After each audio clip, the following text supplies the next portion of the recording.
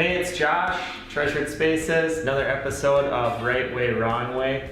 Today we're in a little, what she calls an art space. We're going to talk about popcorn ceilings. Talk about removing popcorn ceilings. So, if you have popcorn in your house, and if it's painted, you want to take a spray bottle, any kind of a spray bottle, dampen it, and then take a taping knife, like a 6-inch knife, scrape it, and it's gonna fall all over and make a mess. There's some gimmicky type stuff that catches it, but anyways, the basis is dampen it, scrape it off. While you're doing that, you're probably gonna uncover cracks, loose tape, nail pops, and you might gouge into the sheetrock a little bit if you get it damp, gets kind of soft, ends up tearing the paper. It's a real pain in the neck.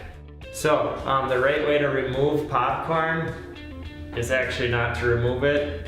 And another good reason to not remove it is it can contain some asbestos. So what we like to do, it finishes out 100 times better, is to install new drywall right over the existing ceilings. You screw it on there, you tape and mud your joints like it's a brand new ceiling, gets taped to the wall.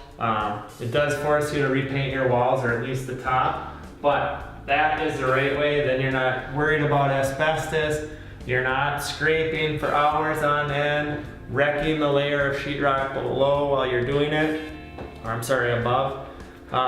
It can turn out really bad. That paper will tear, all that. It's just a mess. You don't want to deal with that. So put sheetrock over your popcorn. That's the right way.